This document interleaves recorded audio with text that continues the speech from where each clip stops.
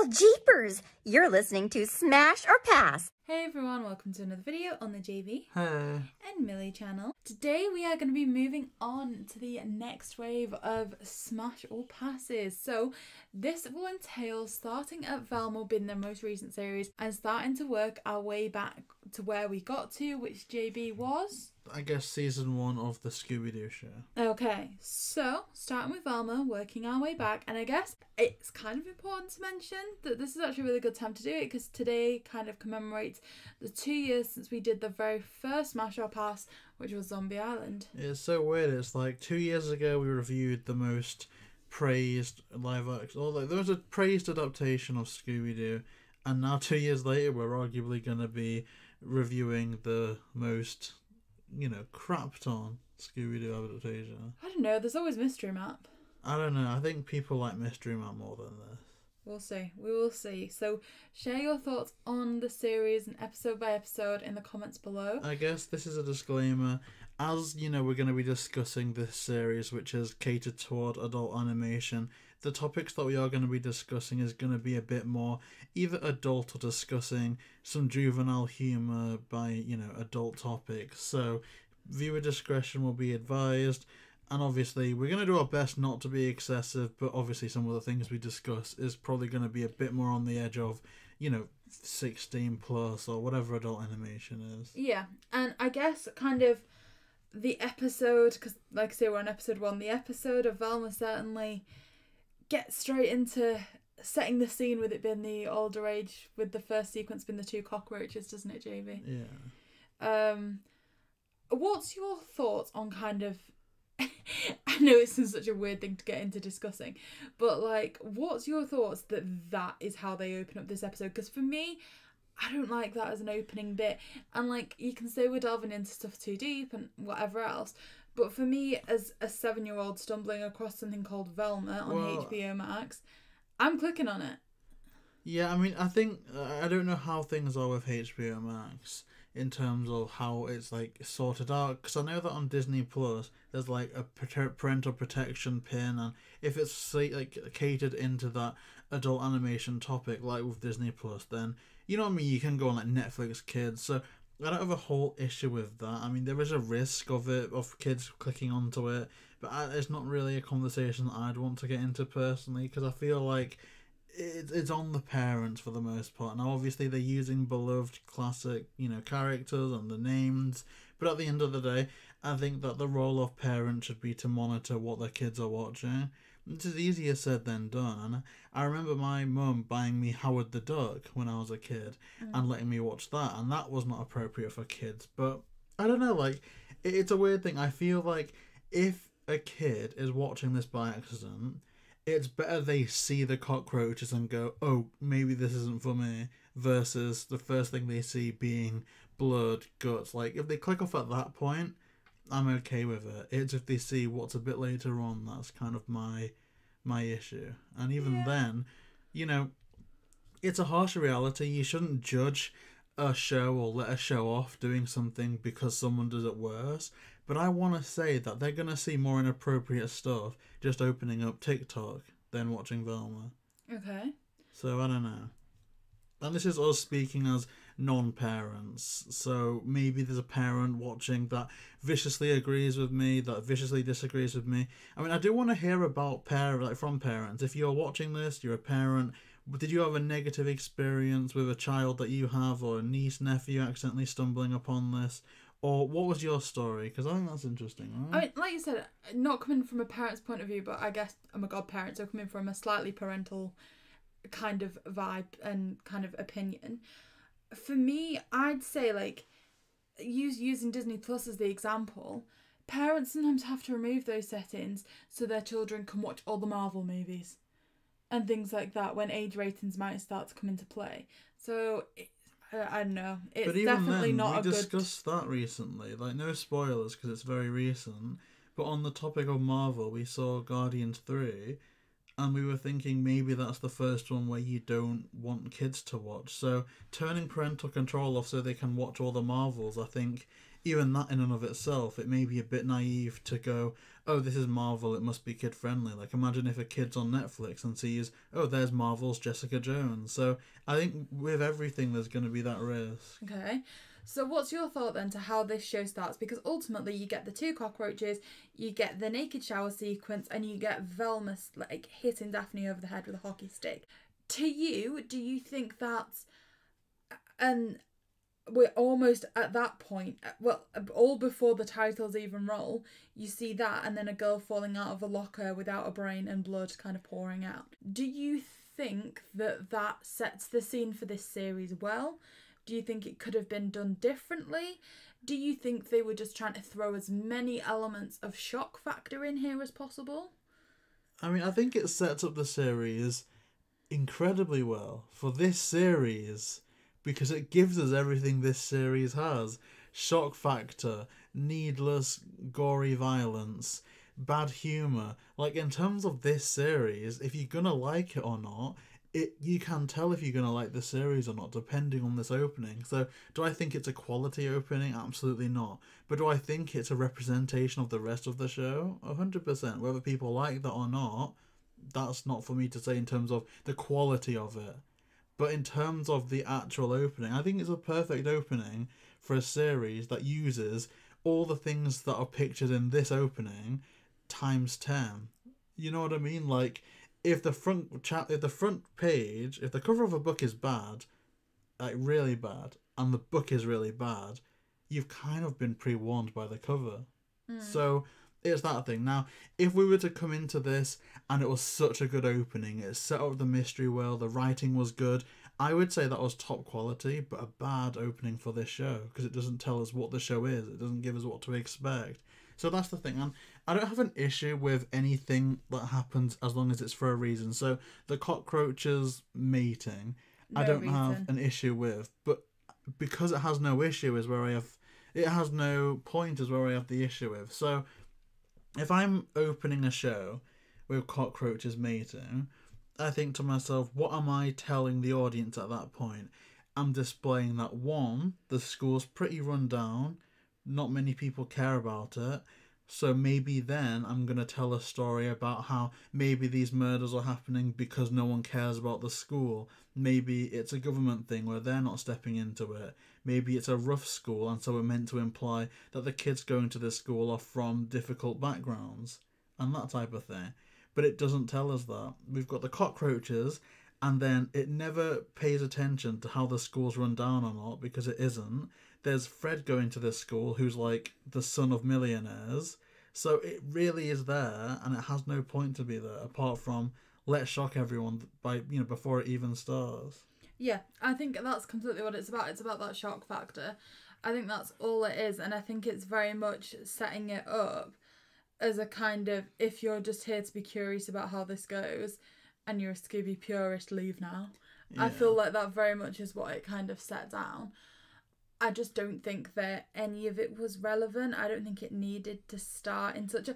Let's be honest, it starts in a vulgar way. Yeah, I want to talk to you about that, because I've got an interesting take.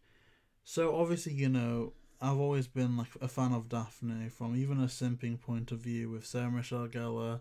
And so, if there was ever a Scooby Doo project and you're like, we're going to see Daphne in the shower, you'd think, oh, yeah. But I had two minds about that. So when I first saw this, I was like, this would make more sense if they were college kids or university kids or even just, adults. That would make a lot more sense to do an adult Scooby show featuring the gang as adults. The fact that they're in high school makes this shower scene somewhat, I don't know if pedophilic is the right word, but it's definitely dicey. But then I thought to myself, if the only change was they're college students or they're adults, would that benefit the story beyond now people can enjoy it in a weird way, if that makes sense? Like, people have said for a mature story they should make the gang adults to fit in with that. It's weird that it's kids.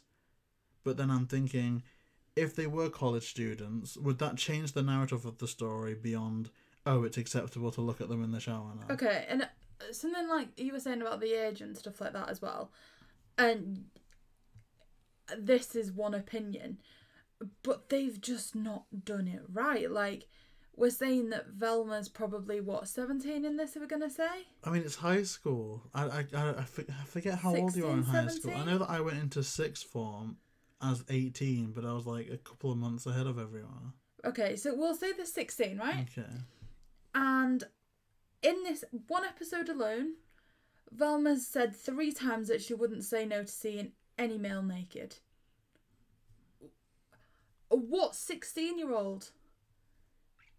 Well, I don't see that's a difficult one, because I think maybe nowadays a lot of 16-year-olds, and just think, well, no, you know that that's true, and I'm not saying it should be portrayed in this show, but I don't think you can judge the quality of this show, which is dubious at best, based on 16-year-olds are pure and innocent, because I don't think that's the world we live in. Okay. And just think, the in-betweeners, they're not much older than 60. They're like 17, 18. Yes, they are. That is a show about men. I'm saying my experience from being around a lot of 16-year-old girls in school, that was not the conversation. She says it to 3 different people that she barely knows.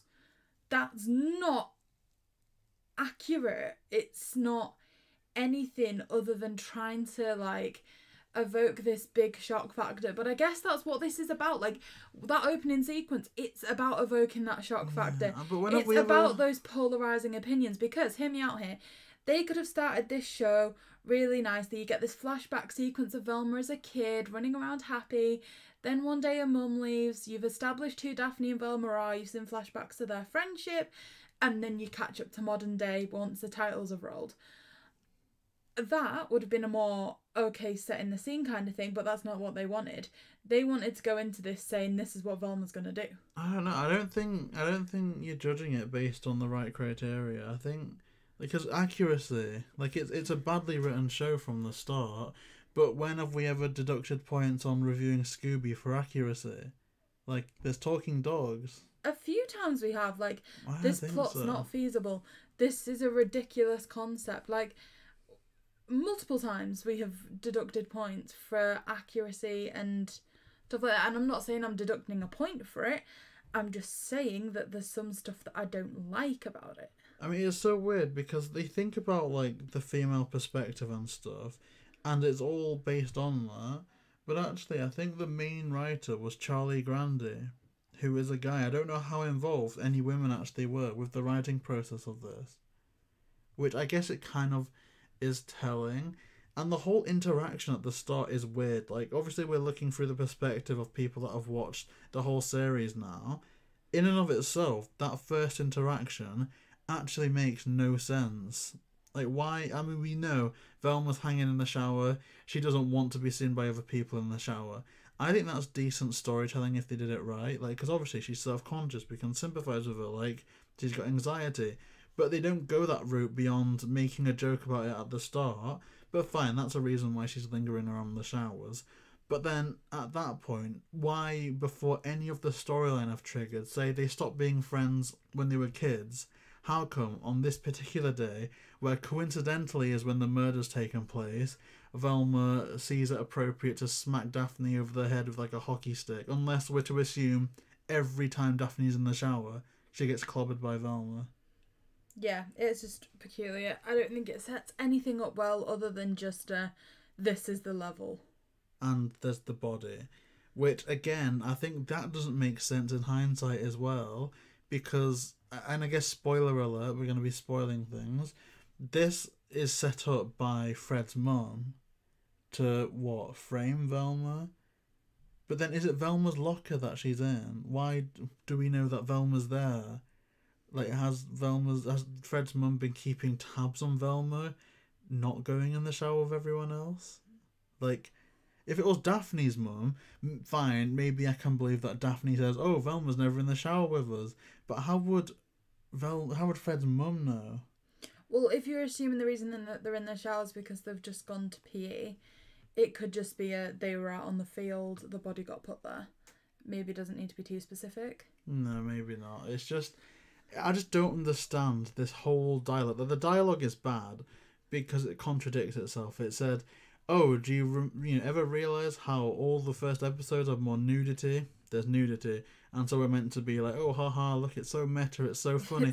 But then it says, well, the only thing a good show needs is good storytelling. But then it proceeds to not tell a good story. Like, I think about comparisons, and you think, say, 22 Jump Street is literally a whole take of sequels and the construction of sequels. That it's, you're doing exactly what you did before, but there's a higher budget. But, like, we don't want to change the formula too much because it happened so well the first time. It's all a commentary where they're making fun of sequels, but in and of itself, it's a good sequel. Now, I don't have an issue with this show saying, oh, how stupid are cop dramas or teen dramas, as long as they then use that as a platform to make a good teen drama, which is subjective. Like, I'm sure there's someone that's watched this episode and gone, oh, this is the adult Scooby I always wanted. But for me, it isn't that. But I'm just so interested to think about the thought process. Like, what were they trying to do here? Because they say all this stuff, but then they do exactly that. It's almost like they think pointing it out is an excuse. Yeah, it's... Okay, this intro doesn't make sense, but I guess that's kind of where we're going to leave that. Because I think so far we've had a 15-minute debate about the first 30 seconds of this movie. So, moving on to after this, the titles roll and Velma's in jail for the murder of the girl that was in the locker. So, we get a little bit of context here, a little bit more of this is the story we're establishing, which is that the two cops are Daphne's mums and that Daphne and Velma haven't spoken since Velma's mum left. So, that one little sequence does serve the plot in some regard, in that we further the knowledge that we have, we further our understanding, we start to see a little bit what they're trying to do. I mean, yes and no. I think it definitely gets us from A to B as far as Velma is now in a situation where she's in prison and there's a driving force of let's get her out of there or let's make her innocent. But they try and do this commentary like, oh, if I was white, this wouldn't be happening, or, you know what I mean? And I think that you can tell that story. It's a good story to tell, because there are, like, real-life examples of injustices like that. But then, if we were seeing Velma as completely innocent until that point, then that was fine. But we've literally seen her smack Daphne over the head with a hockey stick, which in and of itself GBH, is a crime. Least. So it's not that she's wrongfully in prison. She is actually rightfully in prison. And, like, hear me out here. That's Daphne's parents, right? Think about what would happen if my mum was... Stretch the imagination a bit far. Imagine my mum was, like, in the police force, right? Jesus. And someone had hit me with a hockey stick at school. You can't tell me that they would be, like, okay just brushing over that and going straight to... Like, my mum would go psychotic. Like, that's the issue. There's no stakes. They don't show us any stakes because everything's a joke until it's not. So Daphne getting hit with a hockey stick, that's a joke. Some kid's leg getting chopped off in the school, that's a joke. And yet for some reason, someone's head getting chopped off isn't a joke, which sounds mad, but it's almost like if someone got their head chopped off and the show wanted it to be a joke, it could be a joke. But the fact that it's, oh, well, this is different because we don't know who did this, that's what makes it not funny. Like... And something else, like something they could have done to make this a bit more, like, cohesive. Like, you know, you were saying there about Daphne getting hit over the head. It could be like, when Velma's like, but I'm innocent, they could be a bit like, well, you know, you did this to Daphne, blah, blah, blah. We'll give you 48 hours to find out who did this. Do you know what I mean? A bit more corruption, like a parental revenge for what happened to Daphne or something. It just... As parents, you wouldn't just let that go. And also, so at this point as well, finding out Velma and Daphne had fallen out all these years ago, it was reminding me of something similar to the Morgan Baden books. And at that point, I was like, I'd like to watch an adaptation of that, not this. I mean, I don't know at that point. Like, I'm just watching this to watch it. Because I'm thinking back to my first ever reaction, first time watching this. It reminded me of that. But then I know that there's a good way to do that. And so if they can at least pull that off, then there's at least something to be had here. But again, like, there's no grounds to connect to Velma. Like, in the Morgan Baden books, none of them were awful people. Like, they both made mistakes, they both were right about certain things, but you could follow both of their perspective stories. I guess partially because that had the benefit of having more time to do it, but also, like, it's one page is, like, you know, one chapter's a Daphne chapter, the other page is a Velma chapter, so we do see both sides. Whereas this is like, we've seen Daphne do nothing wrong at this point, but we've seen Velma just be completely psychotic for no reason. It's like Daphne moved on and found another friend, and Velma's just a psychotic witch. I nearly said a different word, but we'll go with witch. Like, she just, like, you know, just assaults Daphne for no real reason. Like, I'm almost going to say that so far, even at this point, the worst part about this show is Velma. I want to say that they could do the whole plot line of this show, even episode 1, story-wise as it happens, and it still wouldn't be great, but just changing it from a Velma show to a stupid adult adaptation of a Mystery Inc. show, like all the gang treated as main characters, it's all like kind of an ensemble cast. I think that one change alone, where the show isn't telling us Velma's in the right about this, Velma's the most interesting and important person in this show, that little change just being removed, I think we've just got a mediocre show on our hands as opposed to a bad show. I mean, I would agree with you that, like you said, Velma's already the least likeable thing about this show, and also Velma's always been notoriously my least favourite character, but at this point I'd say this is my least favourite adaptation. This early in, I'm relatively confident. And at this point as well, we meet Fred. So what's your initial thoughts on him? Because I know for you, this character certainly develops and takes on a new lease of life, but for this first impression of, I'm Velma, who are you? Velma. What are you called again? Velma. Like, it just... What's your thoughts? I think the thing is because I already don't like Velma, like you say, she's always been my least favourite character. I don't think, and this is no disrespect to anyone that has been Velma, I think most Velmas are fine, they function the story, but apart from Linda Cardellini and Mindy Kaling, maybe BJ Ward, actually no, I think BJ Ward, there's been a few good Velmas, but I don't think the character of her has ever interested me. So instantly I'm like, well, why are we doing a Velma show? And then when I see that Velma actually is the worst part of the Velma show, and now we've got Fred, who I don't think it's a good adaptation by any stretch of the imagination of Fred from the 1969 show or anything like that. The fact that no one is disrespecting Velma more than Fred, I think instantly it levels him up a bit. And I don't know who the voice actor is, but I think with what he was given, I think he does a pretty good performance, because he's unlikable when he needs to be, but when he's given a joke, for all it may not be the best joke, I think he does it. He's the only one that can deliver it. I think he delivers it very well. Yeah. I think he's got comedic timing. My kind of thoughts are at this point is, oh wow, this is where you have to bring the rest of the gang to try and make Velma look good. You've got to drag them, you've got to remove their intelligence, their likability, all to try and make Velma look good, and yet she's still the least liked.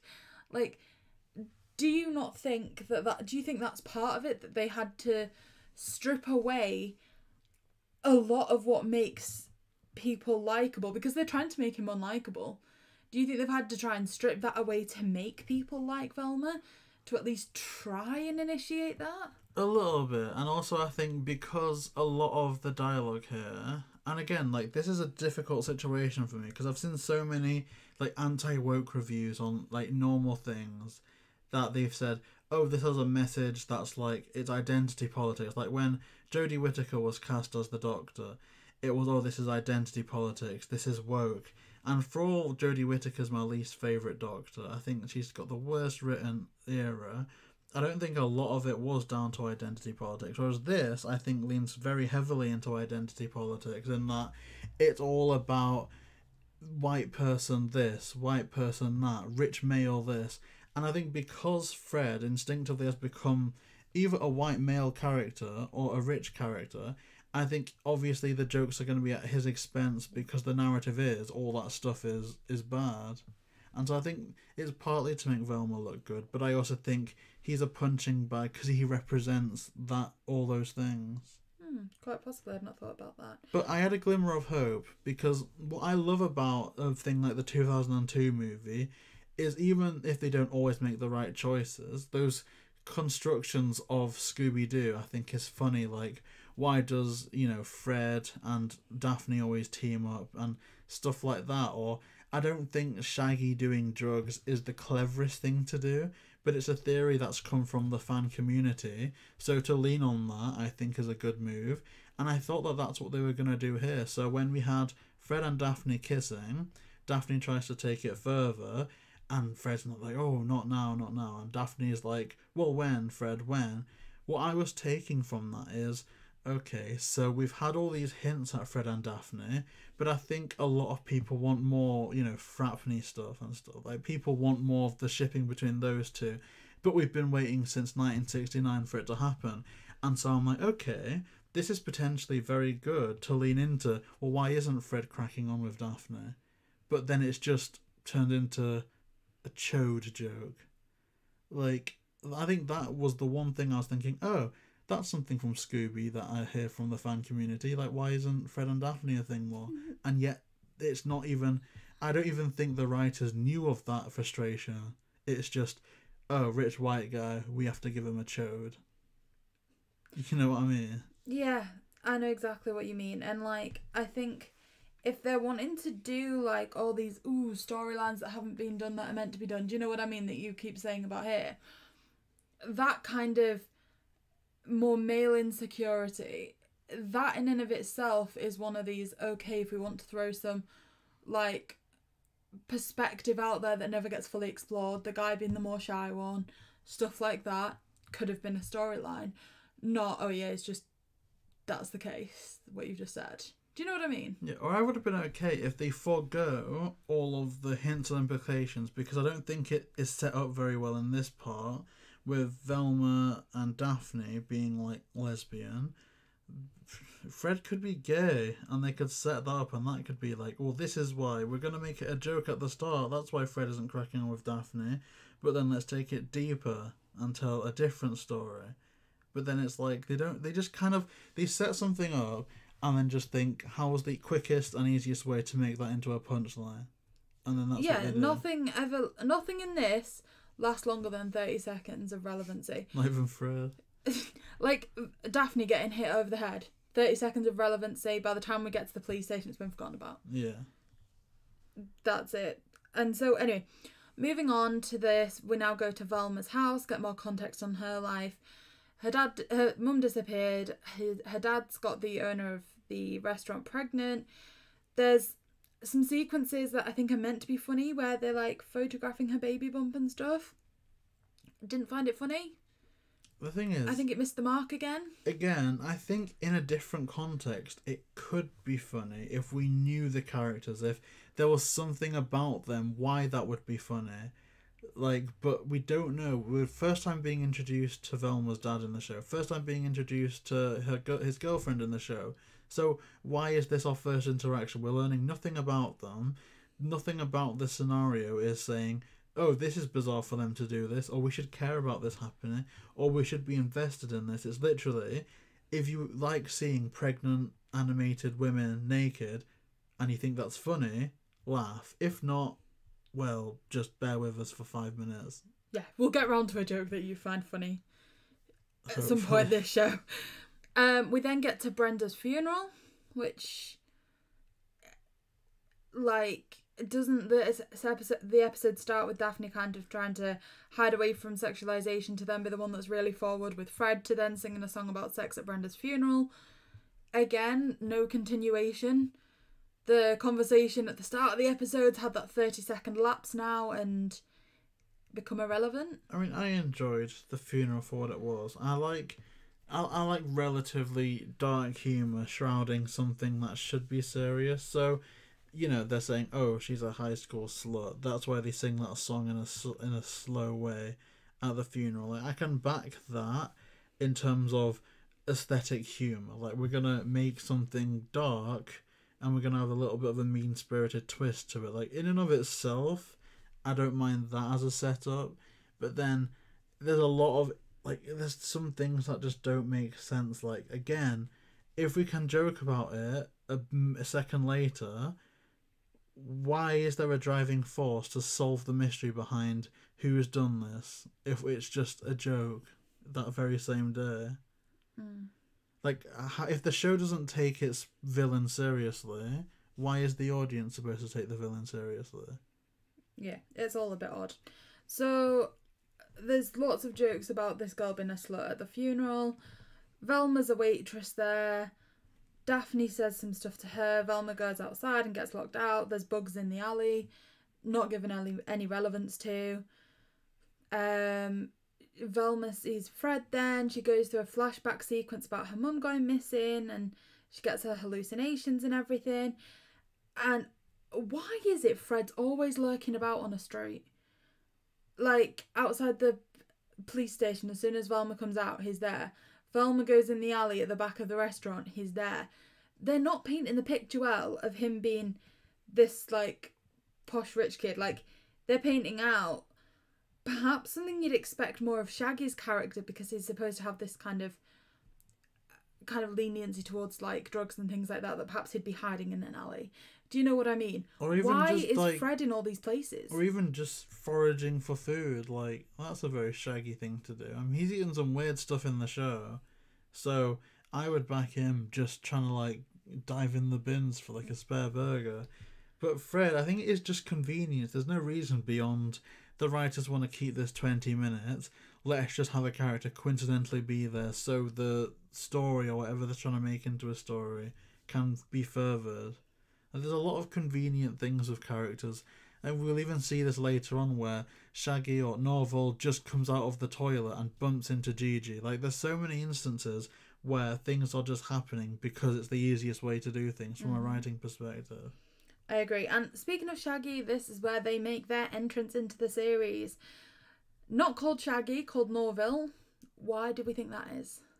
Oh, see, because you can't say that it's because, like, Shaggy's got the word Shaggy in it, because, like, well, no. Look what's already happened in the series. So why do we get, like, no, I don't think that's ever going to be a reason. They've never even changed that. I think they would have changed that by now if they were going to change that. Which I actually think is quite interesting, because when Disney redid Famous Five to kind of bring it up to speed, they changed a couple of the names that were, like... What, like Dick? Yeah. Fanny? Yeah, they changed the names of, like, the characters because it, like, just to not encourage those words to be in a child's vocabulary. The only time when I've seen that happening is there's an episode, I think it's episode 1, of Shaggy and Scooby Doo Get a Clue. And it's where, like, Shaggy inherits things from his rich uncle who's gone missing. But I guess he still inherits it anyway. And so that episode is called Shags to Riches in the US. And I still think it's titled that on the DVD boxes. But if you look at Volume 1 in the UK, it's literally been renamed to Shaggy to Riches. Obviously, from Rags to Riches, Shags to Riches, that sounds better. But obviously in the UK... Yeah, that word takes Shags on a to new Riches definition. is like... casting couch stuff. Like, it will mean a whole different thing. But that's the only time I've seen it changed. I don't think they should change it. But in terms of why they did it in this, I've got two trains of thoughts. Either one, they want to make it different, obviously. They want to try and defeat backlash because of that. So, oh, we didn't race swap Shaggy. This is Norville. It's a new character. Or, it wouldn't surprise me if Warner Brothers, they didn't let Scooby in the show. And so the main, I guess the more marketable characters is Shaggy and Scooby. Like, even this t-shirt I'm wearing, no one can see it, but it's been in the past interviews. It's Shaggy and Scooby. They're like the main two. It wouldn't surprise me if they were like, do what you want with Fred, Daphne, Velma, but you can't have Scooby, and you have to change Shaggy as much as you can. That wouldn't surprise me. That could be interesting, and that is an interesting take.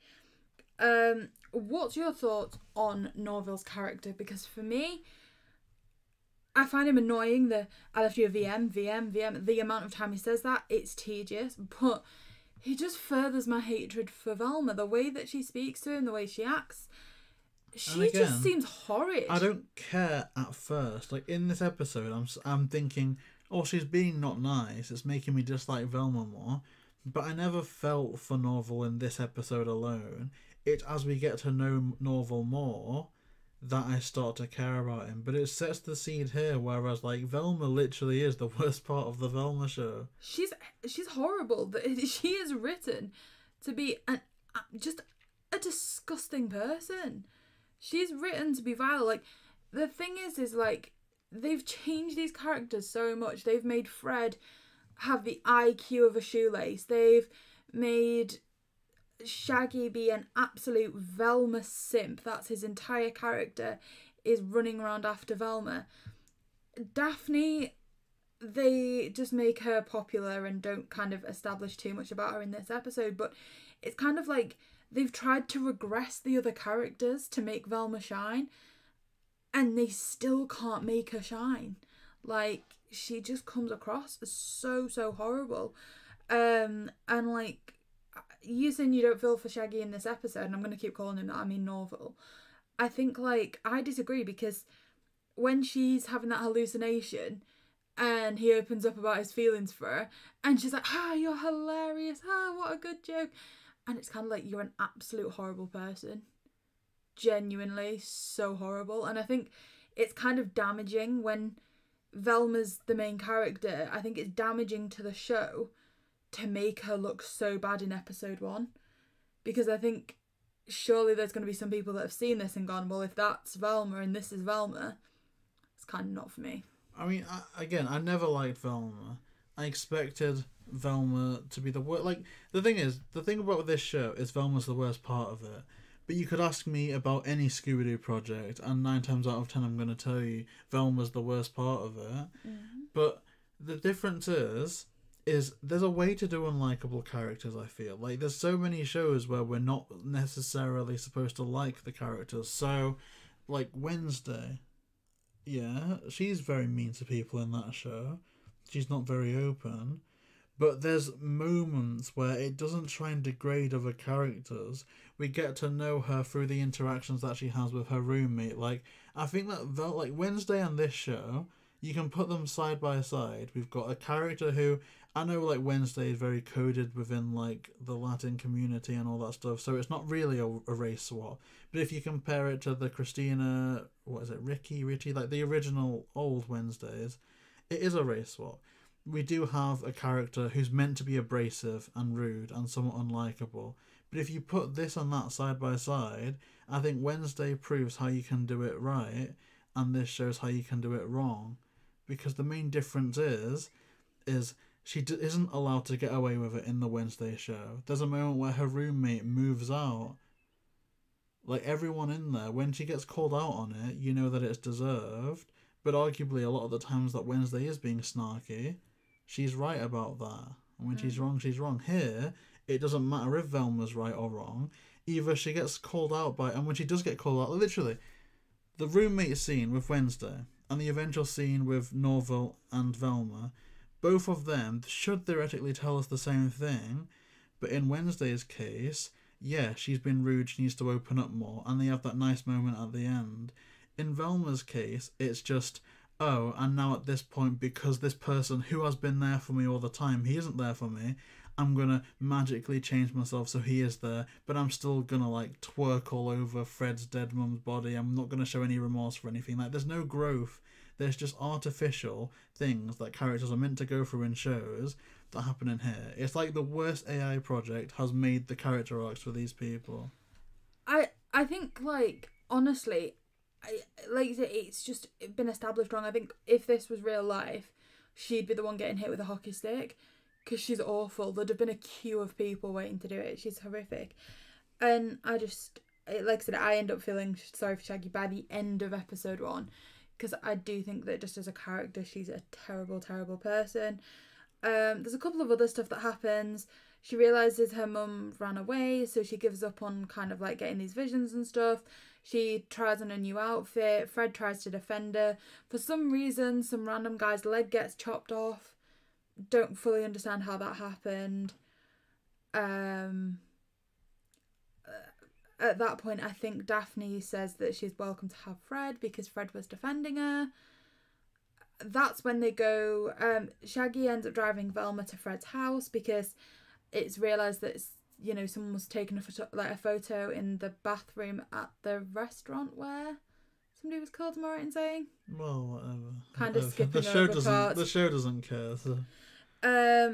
Velma gets a really bad vision. That's when she laughs at Shaggy opening up about his feelings. Fred gets shot and arrested for the murder of the first body, Brenda, and Shaggy finds a dead body in Velma's bin without a brain. That's the end of the episode. Yeah. I mean, again, I do think that Fred has got comedic timing. Like, I could, if they were to just cancel Velma and just say, right, we see Fred leaving the main gang at the end of this series. We're going to have a spin-off where this Fred goes to... Because I guess you can assume he could lose all of his parents' fortune. We're going to have Fred go to a rough as you can be school in somewhere in America and see him interact with new characters and stuff. I'd be up for that. Like, I'd be up for that. I would be. Because he isn't a great character... But he can say some things that are funny. It can just be a stupid animated adult show in the same vein as Brickleberry or Paradise PD. And I wouldn't mind that. It's just in the case here, I want something that I can at least laugh at, and Fred's someone that I can laugh at. The rest of the time, I'm just shut up, Velma. Can we move on from this? Why is Velma on the screen? Why are we meant to care about her? It's making me think when really... a show like this, framed how it is, it shouldn't be one where you even need to think because it's not taking itself seriously. And it's I'm always up for new Scooby Doo stuff. I'm the opposite of a purist. I just read volume 1 of Scooby Apocalypse and I love that a lot. And a lot of that's different. Literally, if they announced next week, we're going to do Scooby Doo, all of them are 18, it's set in university, there's blood, guts, racial slurs, nudity, fine. I'd be open to that if they take it seriously. If they're going to say, right, we're going to do a spin-off where Shaggy and Scooby, they're going to meet Crystal and Amber, but then it's an alternate reality and you know what I mean? Anything that they can mention for Scooby, I'm open to. But I don't think this was even Scooby. I want an adult take on Scooby. The Gosmo Cut. But it isn't even an adult take on Scooby-Doo. It's just... here's some characters coincidentally named after the Scooby characters and stupid stuff happens. I think their first mistake was making it about Velma.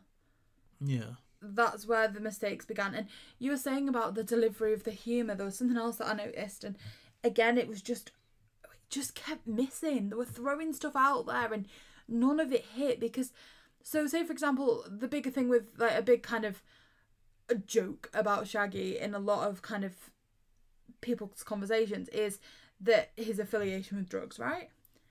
And there's one point in the school where there's a web page open and he's reading about drugs on school campus and stuff like that. But he's that busy simming for Velma, they've put it on the screen and then forgotten to make a joke about it. If you know what I mean? There's stuff there, you can see they've got these ideas, but they're just missing. None of those jokes are landing. Yeah. It's just a tricky one because I feel like the right set of writers, the right creative team, all the elements of this story could work as far as the characters look how they look in terms of this show. The school is the same, the ages are the same, the premise with Velma's mum, all that's the same. Blank slate. I think it would be insincere for me to say it's just a series that's premise wouldn't work. I think any series premise could work. Yeah, the premise certainly could work. There's been so many instances where people have come up with bizarre ideas and it's been a big hit. There is a writer, probably many writers that could be done here.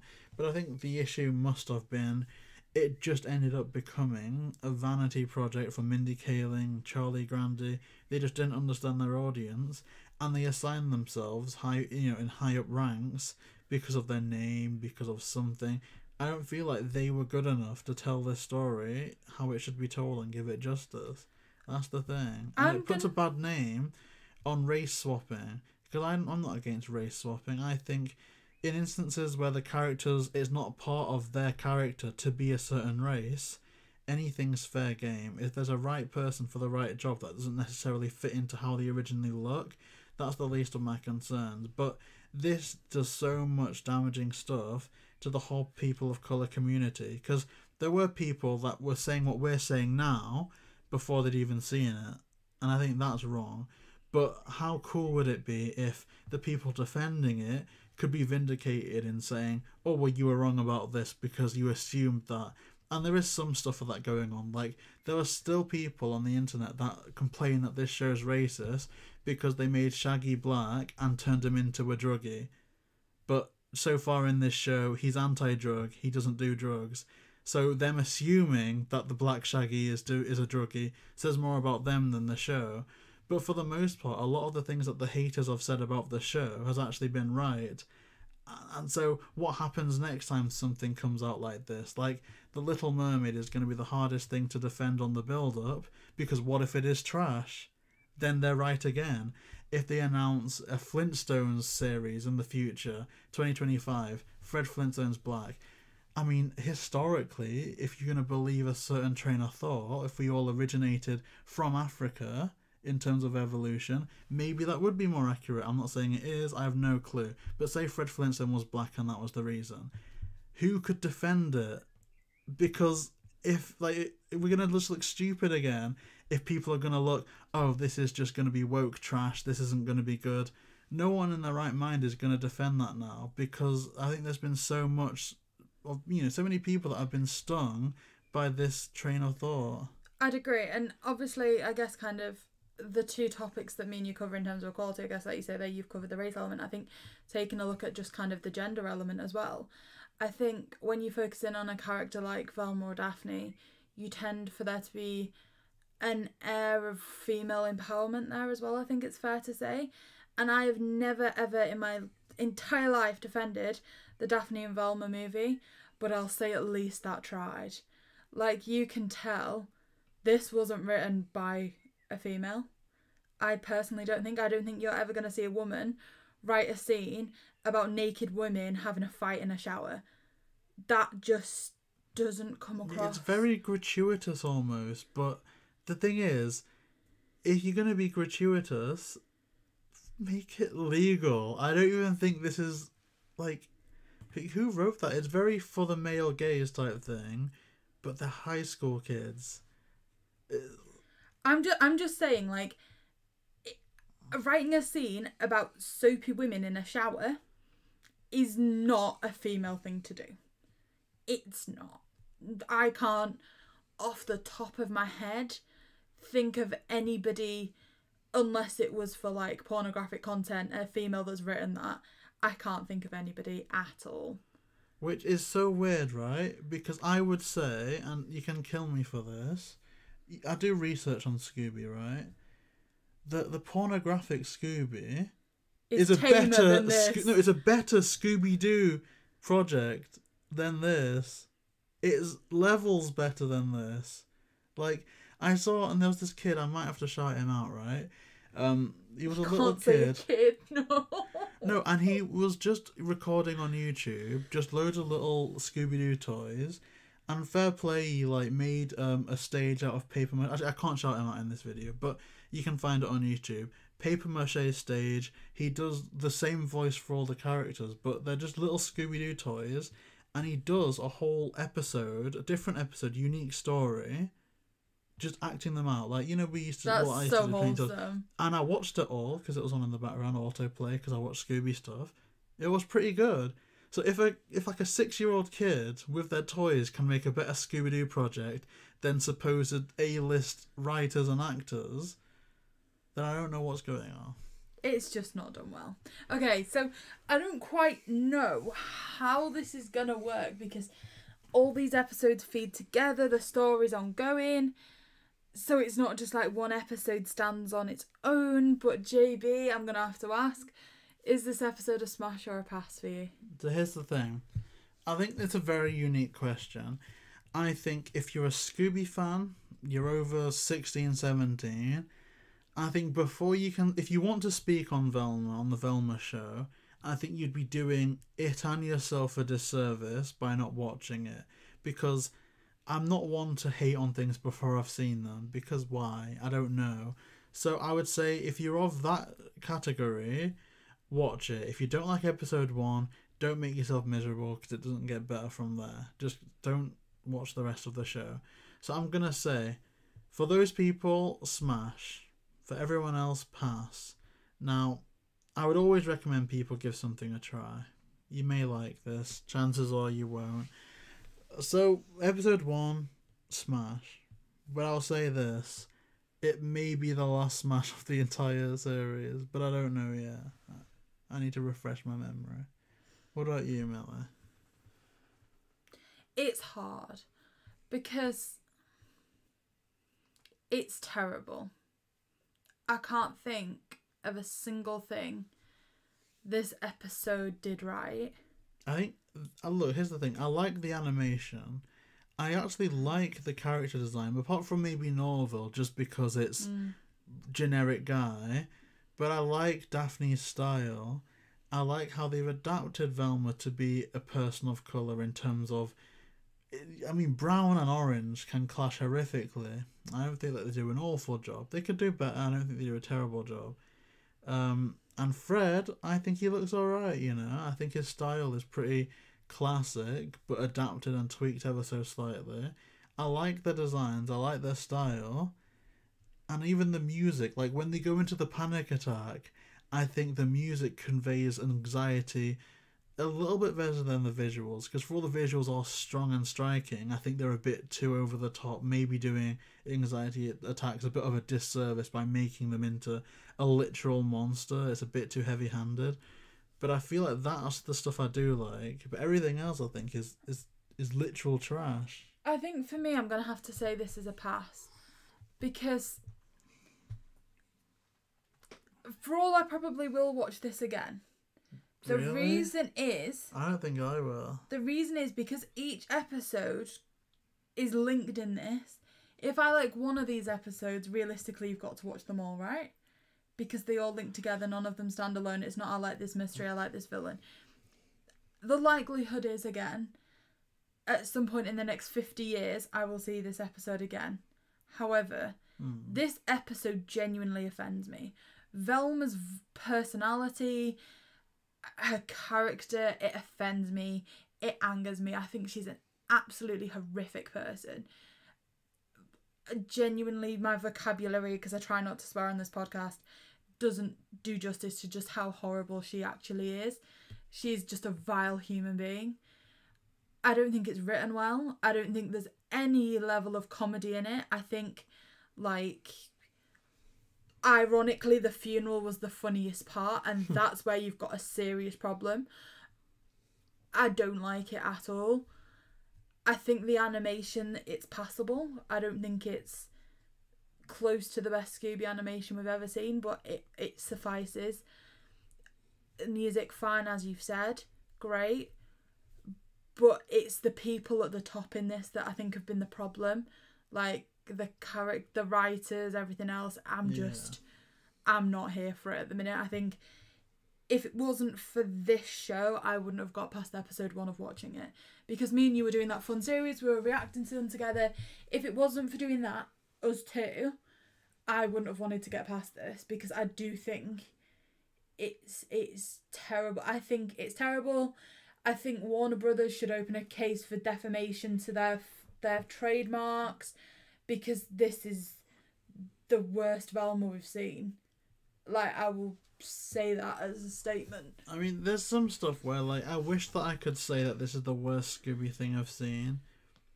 I don't think it is. If you start saying about Kiss a Rock and Roll movie, then... I think Kiss Rock and Roll does more damage to, say, the Daphne character, because this...